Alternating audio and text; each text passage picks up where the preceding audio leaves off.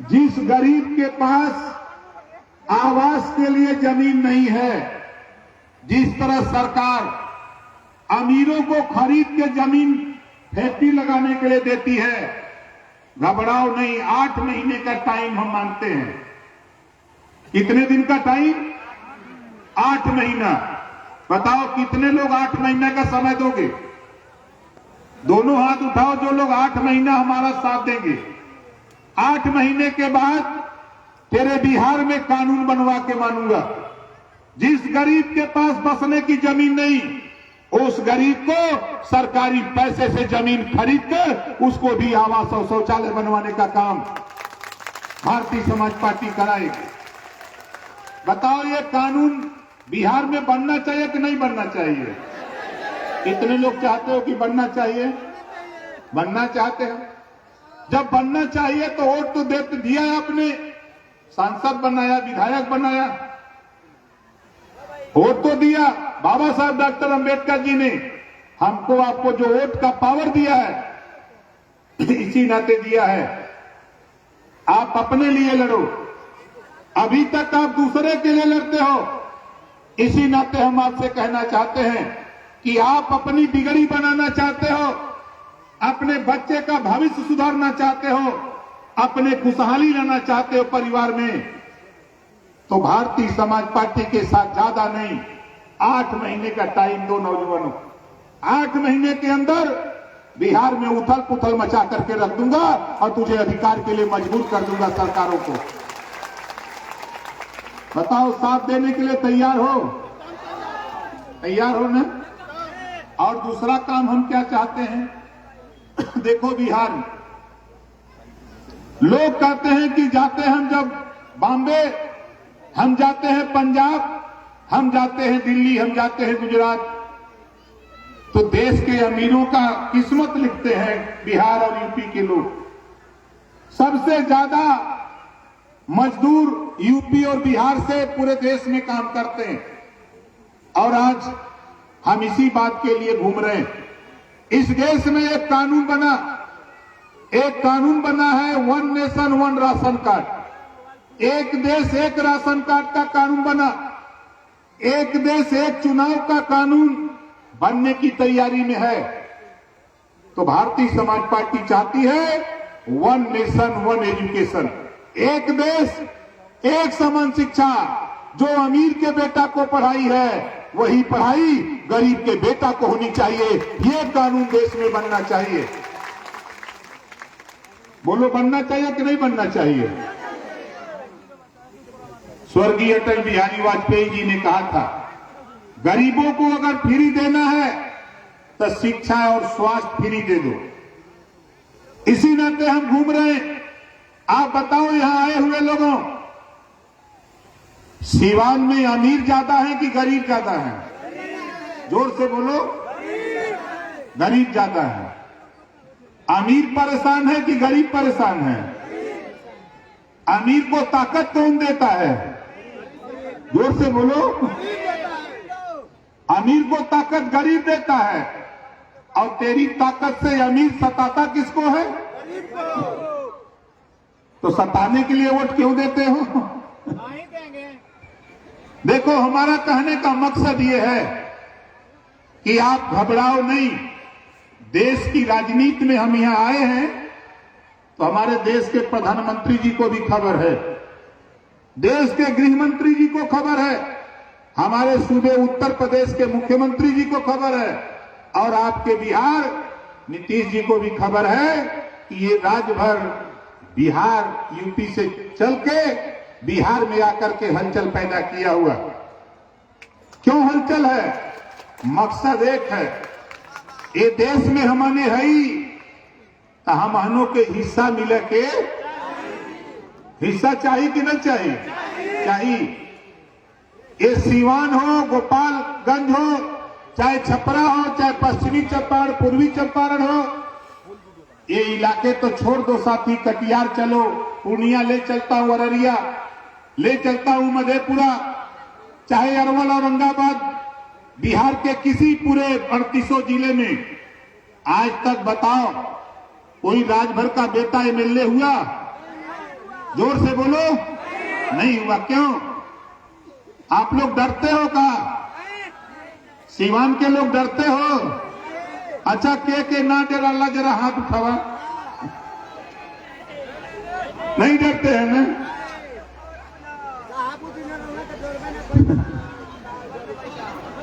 देख लीजिए, हम जो कह रहे हैं बहुत सोच समझ लीजिए। अभी तो ये शुरुआत है। आज हम सीवान आए हैं आपके हुसैनगंज प्रखंड पर, ये बताने के लिए आए आपसे कि मुझे पता लगा कि यहां सीवान के लोग डरते बहुत हैं। सीवान के लोग डरते बहुत हैं।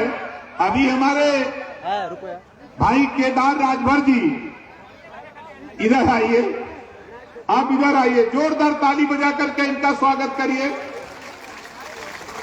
ताली में दम नहीं है, जोरदार ताली बजा के इनका स्वागत करिए। इनके यहां जब हमारा नेता गया, आपसे बातचीत हुई, अब सोचिए कि इनकी उम्र 65 के ऊपर होगी, 65 के ऊपर इनकी उम्र है। इनमें वो जोश, वो जज्बा, वो जुनून है जो भगत सिंह के पास था। वो जज्बा जुनून जो भगत सिंह के पास था, वो जज्बा जुनून केदार जी के पास है। और नौजवानों, केदार जी से सीखो, उठाओ झंडा और निकलो मैदान में। अपना सारा काम करते हुए पार्टी के लिए 8 महीने का टाइम दे दो। एमएलए राजभर का बेटा हम तेरे इलाके से पहुंचा दूंगा पटना में, हम पटना पहुंचाएंगे, मजबूर कर दूंगा सारी सरकार को। आप बताओ, अच्छा हमको फेसबुक या सोशल मीडिया पे तो सुने हो ना? कितने लोग सुने हो? जरा नौजवान हाथ उठाओ, सुने हो ना? तो देखो, थोड़ी सी ताकत और लगाओ, हम आपको दिखाऊंगा, हम आपको बताऊंगा कि हम बिहार। अभी मैं गया था अरवल में, क्यों जाता गया? लोगों ने कहा वो नक्सलाइट बेल्ट है, वहां नक्सलाइट ज्यादा रहते हैं। जब मैं वहां गया तो 50,000 की भीड़ थी। सोशल मीडिया, गूगल बाबा से पूछ लेना, आपको फोटो मिल जाएगी। हम लोग गए नवादा गए, वहां भी 50,000 लोग जुटे थे। लेकिन आज हम लोग सीवान में हैं और सीवान में संख्या आज कम है। इस नाते कम है कि कुछ लोग डर रहे हैं। मुझे पता है कि यहां कुछ लोग डर रहे हैं। ये समझ लो कि अगर डर रहे हो तो शोले फिल्म कितने लोग देखे हो? शोले फिल्म देखे हो ना? जो डर गया हो। आप देखो, एक नौजवान यूपी से आकर के आपके बिहार में बिना निडर होकर लड़ रहा है और कह रहा है कि ये देश में हमने हई तो हमनों के हिस्सा मिले के चाहिए, ना हिस्सा मिली तब का हुई। जोर से बोला, और जोर से।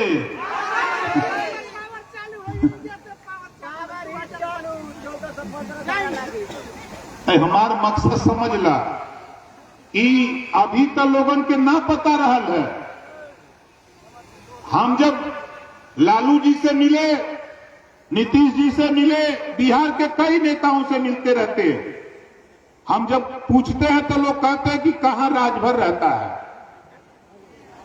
सर्वे हुआ, सर्वे में तेरी गिनती नहीं। हमने मन बनाया कि गिनती कराऊंगा, हमने मन बनाया कि गिनती कराऊंगा। और आज सीवान में कितने राजभर आए हो? सीवान, छपरा और गोपालगंज से जरा हाथ उठाओ जो राजभर जी लोग आए हो। दोनों हाथ उठाओ जो लोग आए हो। एक हाथ उठाए हो तो दिल्ली दिखाई दे रहा है। दिल्ली में लड़का मैं कि कहां से पकड़ ले आया। बहुत से लोग सोचते होंगे कि यूपी से आते हैं लोग। एक हमारे पत्रकार साथी पटना में हमसे कहे कि ये बिहार आप रैली कर रहे हैं लेकिन सब लोग यूपी से हैं। हमने मंच के अलावा एक भी वोटर आप पूरे भीड़ से यूपी का निकाल दोगे तो बिहार आना बंद कर दूंगा। मैंने पटना में कहा था, गांधी मैदान पटना में, नहीं आऊंगा।